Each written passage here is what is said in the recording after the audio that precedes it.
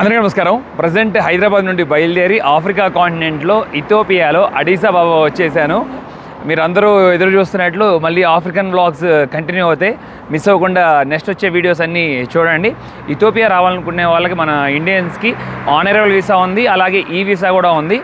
$80 charge చేస్తున్నారు. ఒకప్పుడు $50 charge చేసేవాళ్ళు. నన్ను రిటర్న్ ఫ్లైట్ టికెట్ కూడా అడగలేదు ఇక్కడ, కానీ ముంబైలో మటుకి అడిగారు.